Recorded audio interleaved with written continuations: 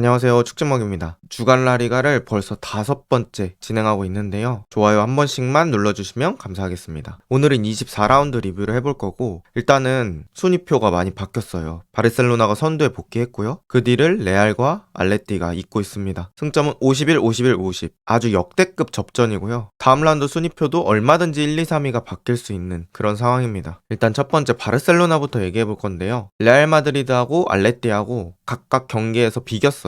그때 자기만 이기는 게 쉽지 않잖아요. 근데 바르셀로나가 그런 상황에서도 승리를 가져가면서 일단은 선두 복귀에 성공한 모습입니다. 또 저는 선발 라인업에서 두 자리 정도 주목해 봤는데요. 일단 우풀백 자리에 쿤데 대신에 포트가 나왔어요. 명확한 얘기는 나오지 않았던 것 같은데 아마도 쿤데가 지각을 해서 제외되지 않았을까? 라는 추측을 해봤습니다. 이 한지 플릭 감독이 지각하면 선발에 제외시킨다는 얘기가 있더라고요. 어쨌든간 우풀백은 포트가 나왔고요. 미드필더는 카사도 대신에 더용이 계속해서 선택받고 있습니다. 일단 오늘 경기에서 눈여겨볼 건 더용을 중심으로 한 라볼 피아나라고 보면 될 것 같습니다. 더용이 플레이 특성 자체가 센터백 사이로 들어가서 빌드업 할 때가 꽤 많더라고요. 그러면서 약간 하프백 느낌으로 플레이를 하면서 뒤를 3백으로 만듭니다. 그리고 양쪽 풀백이 조금 더 높은 위치까지 올라가는 라볼 피아나 형태의 빌드업이 자연스럽게 형성이 되고요. 이 라볼 피아나의 장점은 지금 더용이 공 잡고 있는데 라요의 선수들과 3대2로 수적 우위가 생깁니다. 그래서 상대 1차 압박은 빠져나가기 수월해진다는 거죠. 하지만 더용이 내려왔기 때문에 우리 팀 미드필더도 공을 받아주러 더 낮은 위치까지 내려가야 합니다. 그래서 이런 것들은 장점이라고 말할 수는 없겠죠. 그래서 1장1단이 있는데 어쨌든 간 이런 식으로 빌드업을 해봤던 바르셀로나입니다. 그리고 더용이 내려오면서 양쪽 풀백이 올라간다고 말씀드렸잖아요. 그 중에 왼쪽 풀백 발데가 조금 공격적으로 플레이했습니다. 그리고 지금 장면처럼 높은 위치까지 올라가서 하피냐에게 컷백 그리고 하피냐의 슈팅까지 나왔던 장면입니다. 확실히 발데라는 공격적인 풀백이 있다 보니까 더용이 내려가더라도 중원이 아닌 사이드에서 변수를 만들어 볼 수 있었다는 거죠. 또 이니고 마르티네즈가 페널티킥을 얻어줬어요. 공중볼 경합하는 과정에서 상대 선수에게 몸 잡아당김을 당하면서 박스 안에서 넘어지고 여기서 얻어낸 PK를 레반도프스키가 마무리하면서 이 득점이 결승골이 됩니다. 또 더용이 센터백으로 합류했을 때는 왼쪽 넓게 벌려서 특유의 왼발을 활용한 빌드업도 전개하고요. 또 발데가 올라갔을 때 그 자리까지 커버해주는 역할까지 해주면서 공수에서 큰 역할을 했던 이니고입니다. 또 아까 말씀드린 것처럼 발데가 공격적으로 많이 올라갔다고 말씀드렸잖아요. 그래서 이 발데의 공격성에 대한 보완이 필요했어요. 발데가 올라갔다가 공격 마무리하지 못하고 역습당할 때 그때는 지금 장면처럼 더용이 센터백 사이로 자연스럽게 내려와주면서 수비도 도와줬거든요. 확실히 이런 장면들 보면 또 카사도와는 다른 느낌으로 플레이할 수 있는 자원이다 라는 게 느껴집니다. 그리고 또 오늘 경기 맨 오브 더 매치를 페드리가 받았는데요.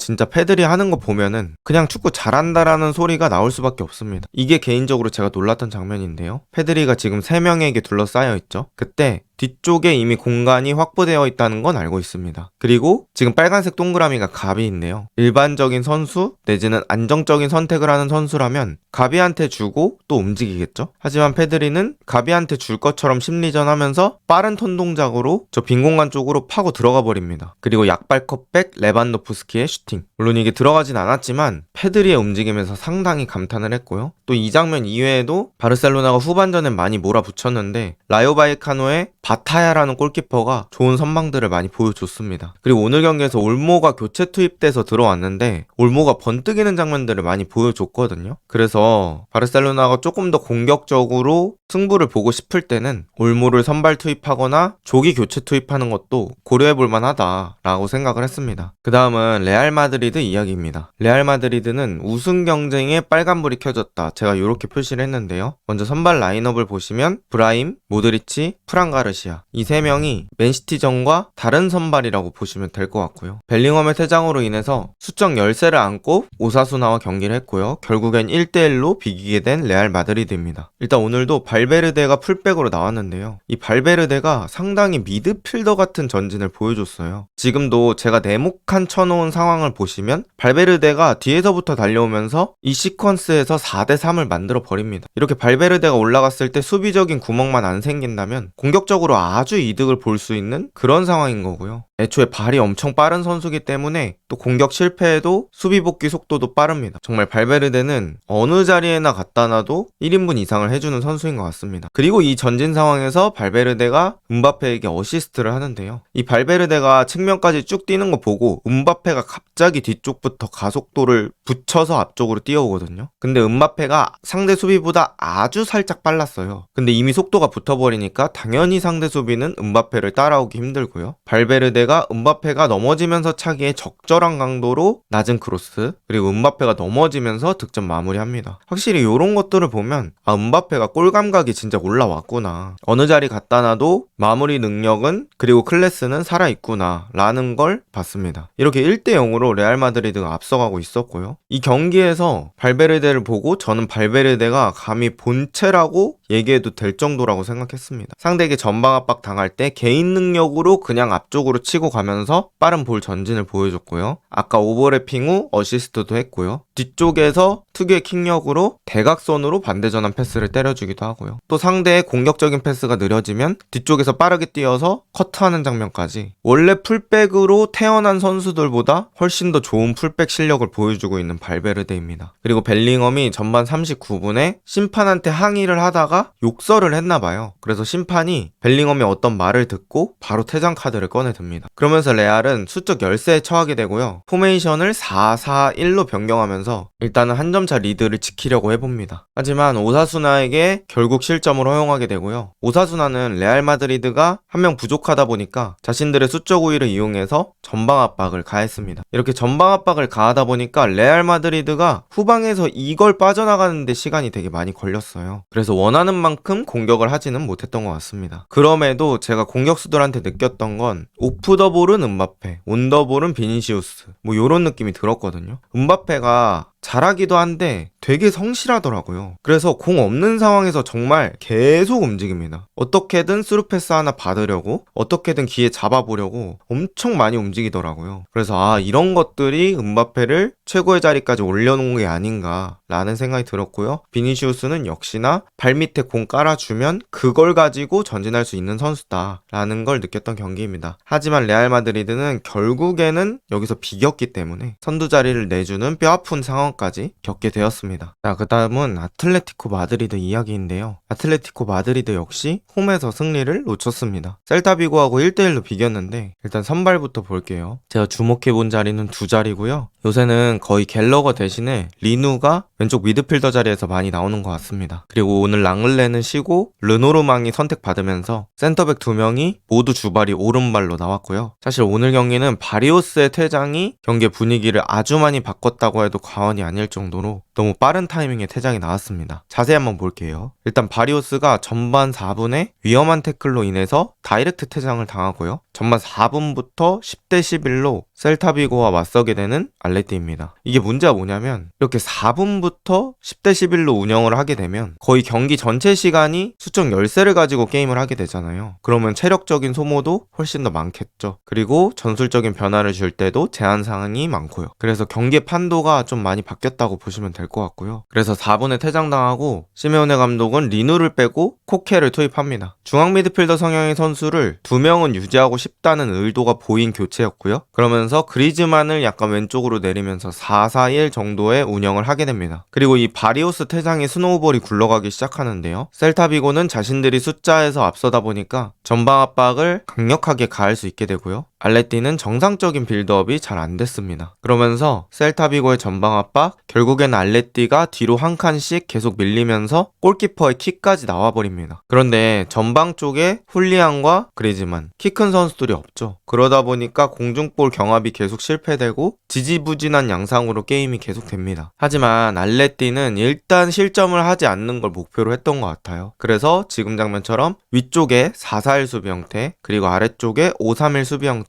이런 수비 형태들을 번갈아 가면서 사용했고요. 0대0 상태를 꽤나 오래 유지했습니다. 또 셀타비고의 공격력이 생각보다 좀 아쉬웠고, 알레티가 선수들 간의 수비 간격이 좋고 수비 블록으로 들어왔을 때 압박 강도가 괜찮아서 실점을 오랜 시간 동안 안 했던 것 같습니다. 하지만 르노르망이 후반전에 PK를 허용하게 되고요. 이 PK 상황에서 실점을 하게 됩니다. 우리 팀 선수는 한 명 부족하고 거기에 선제 실점까지 당하고, 그리고 한 명 부족했던 상황이 오랫동안 유지됐었죠. 그러다 보니까 난이도가 매우 상승했던 셀타비고 전입니다. 하지만 시메오네가 적절한 용병수를 사용합니다. 저는 개인적으로 시메오네 감독이 상당히 교체에 대한 감이 있다 라고 생각을 하고요. 미드필더 데폴 빼고 세를로트를 투입했고요. 이 교체가 승부를 바꿉니다. 호세 히메네즈가 앞쪽에 있는 세를로트 보고 뒷공간에다가 패스를 때려 넣어주고요. 거기서 세를로트가 뛰어가기 시작합니다. 그리고 이 떨어지는 바운드를 잘못 계산해가지고 셀타 수비가 공보다 먼저 더 앞으로 나가 있었어요. 그리고 세를로트는 이 바운드를 잘 계산해서 안쪽으로 공 쳐놓고 어깨를 먼저 넣어버리죠. 그리고 여기서 피지컬적인 컨택이 들어왔는데도 밀리지 않고 전진합니다. 그리고 어느 정도 튀어오른 공을 약발인 오른발로 마무리합니다. 그렇게 쉬운 난이도의 슈팅은 아니었는데 제대로 무언가를 보여줬던 세를로트입니다. 이 세를로트가 알레티에서 정말 슈퍼 조커가 되고 있습니다. 코파델레이에서 헤타페전에서 교체되어서 골 넣었죠. 바르셀로나전 2대1 승리에서도 교체로 들어가서 골 넣었죠. 리그 헤타페전에서도 교체로 들어가서 골 넣었죠. 레알 바야돌리드전에서도 교체로 들어가서 골 넣었습니다. 확실히 그리즈만 알바레즈와는 다른 성격의 공격수다 보니까 또 변화를 주기에는 좋은 것 같고 수비진 역시 다른 스타일의 공격수를 상대해야 하다 보니까 더 대응을 못하는 것 같습니다. 바리오스의 초반 퇴장으로 승점 1점도 못 딸 수 있었는데 세를로트가 팀을 구했고요. 승점 1점이라도 챙길 수 있게 됐습니다. 이로써 바르셀로나 1위, 레알 마드리드 2위, 알레티 3위인 상태로 마무리가 됐고요. 다음 라운드 역시 선두 싸움으로 재밌는 라운드가 될 것 같습니다. 과연 이 세 팀의 우승 경쟁은 어떻게 될까요? 오늘 영상은 여기까지입니다. 좋은 하루 보내세요.